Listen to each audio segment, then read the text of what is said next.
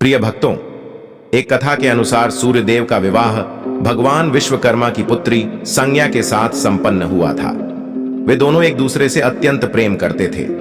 विवाह के उपरांत सूर्यदेव और देवी संज्ञा की 6 संतान हुई, जिनमें वैवस्वत मनु, यमराज देवी, यमुना, अश्विनी कुमार द्वय और रेवंत थे। देवी संज्ञा और सूर्यदेव संतान प्राप्ति के पश्चात अत्यधिक प्रसन्न थे, परंतु देवी संज्ञा के लिए सूर्यदेव के तेज को सहन करना अत्यधिक कष्टदायी था। इसलिए देवी संज्ञा ने एक उपाय ढूंढ निकाला। देवी छाया, मैं सूर्यदेव की अर्धांगिनी देवी संज्ञा हूँ और तुम मेरी ही परछाई हो। मैं अपने स्वामी सूर्यदेव के तेज को सहने में असमर्थ हो रही हूँ। मैं उनके तेज को सह सकूं, इसके लिए मुझे घोर तप कर उनके तेज को सहन करने की शक्ति प्राप्त करनी होगी, परंतु उसके लिए मुझे वर्षों का समय लगेगा।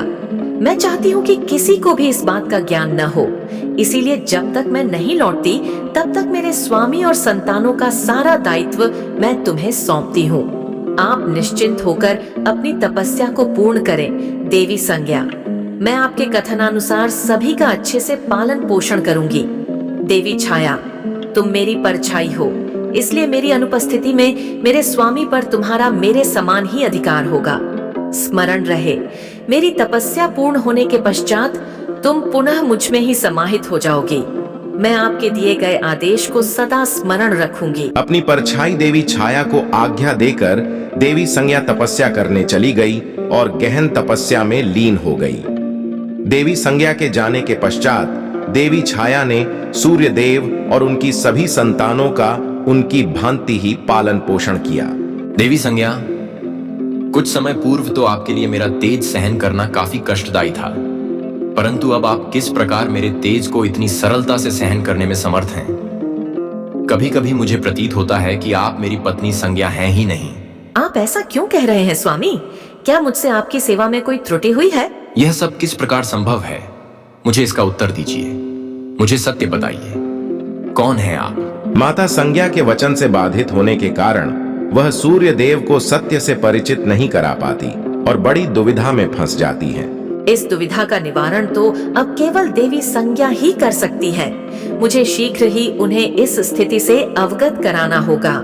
इसके पश्चात देवी छाया देवी संज्ञा को खोजते हुए घने जंगल में जा पहुंची, जहां देवी संज्ञा तपस्या में लीन थी। देवी छाया ने देवी संज्ञा को संपूर्ण वृत्तांत सुनाया, परंतु उसी समय सूर्यदेव अपनी दिव्य दृष्टि से सब कुछ देख लेते हैं और विषय की गंभीरता को न समझते हुए उसी क्षण वहां पहुंच जाते हैं। सूर्यदेव बिना पूर्ण सत्य जाने उसी क्षण देवी छाया का त्याग कर देवी संज्ञा को साथ लेकर वहां से चले जाते हैं। जिस समय यह घटना घटित हुई, उस समय शनिदेव देवी छाया के गर्भ में थे और अपनी माता के साथ हो रहे अन्याय को देख रहे थे। इसी कारण माता के गर्भ से ही वे अत्यंत क्रोधित स्वभाव के हो गए। सूर्यदेव और देवी संज्ञा द्वारा त्यागे जाने के बाद जब देवी छाया के समक्ष कोई मार्ग शेष न रहा, तब उन्होंने महादेव की कठोर तपस्या की। पुत्री, मैं तुम्हारी तपस्या से अत्यंत प्रसन्न हुआ, परंतु तुम्हें इस अवस्था में इतना कठोर तप नहीं करना चाहिए। मेरे समक्ष कोई और मार्ग शेष ही नहीं था प्रभु।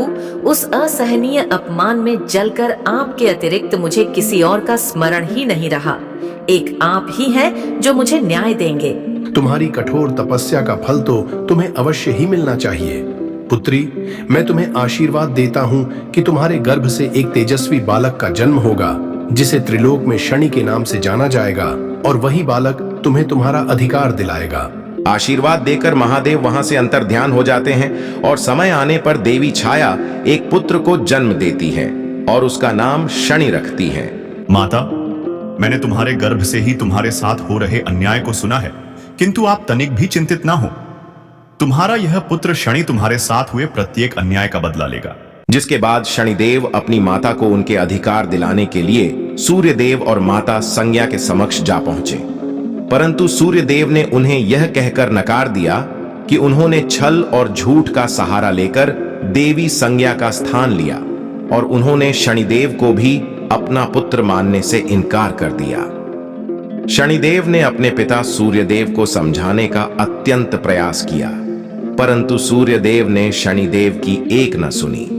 सूर्यदेव के इस व्यवहार से शनिदेव अत्यंत क्रोध से भर उठे।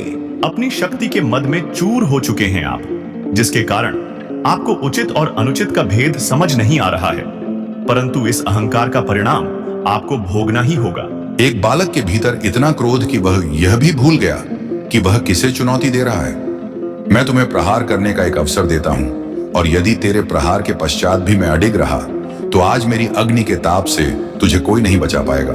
शनिदेव ने क्रोध में आकर सूर्यदेव पर अपनी वक्र दृष्टि डाली। शनिदेव की वक्र दृष्टि पड़ते ही सूर्यदेव तेजहीन होकर बिल्कुल काले पड़ गए। समस्त संसार अंधकार में लीन हो गया।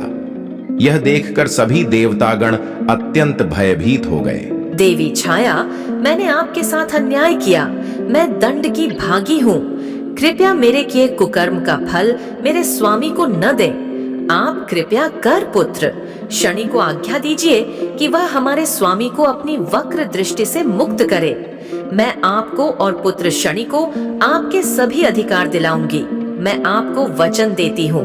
देवी संज्ञा की प्रार्थना सुनकर देवी छाया पुत्र शनि को समझाने का प्रयास करती हैं, परंतु अपनी माता के आदेश के पश्चात भी शनिदेव का क्रोध शांत नहीं होता। माता, मैं आपके कथन का अपमान नहीं करना चाहता, परंतु मैं अब सूर्यदेव को अपनी शक्तियों से पुनः ठीक नहीं कर सकता। मुझे क्षमा करें। यह तुम क्या कह रहे हो पुत्र? यदि सूर्य देव को उनका तेज नहीं लौटाया गया तो सृष्टि में प्रलय आ जाएगा। हर एक प्राणी का जीवन उससे छिन जाएगा। जिस परिस्थिति को तुम नियंत्रित नहीं कर सकते थे तो तुमने उस परिस्थिति को उत्पन्न किया ही क्यों? अब तो केवल महादेव हैं जो सृष्टि को इस घोर संकट से मुक्त कर सकते हैं। महादेव, आप कृपया कर मेरी सहायता करें। शनि, तुमने अपनी माता को न्याय दिलाने के लिए पूरे संसार को अंधकार में झोंक दिया, जो कि सर्वथा अनुचित है। इस प्रकार के कृत्य तुम्हें शोभा नहीं देते। मुझे क्षमा करें महादेव। तब महादेव द्वारा सूर्यदेव को उनका तेज लौटाने के बाद सब कुछ सुचारू रूप से चलने लगा। मित्रों, हमें अपने स्वार्थ के लिए कदापि दूसरों को हानि पहुंचाने या लज्जित करने का पाप नहीं करना चाहिए। प्रिय दर्शकों, अगर आपको हमारी आज की ये कथा अच्छी लगी हो तो वीडियो को लाइक और हमारे चैनल को सब्सक्राइब जरूर करें, जिससे आपको हमारी आने वाली वीडियो देखने को मिल सके।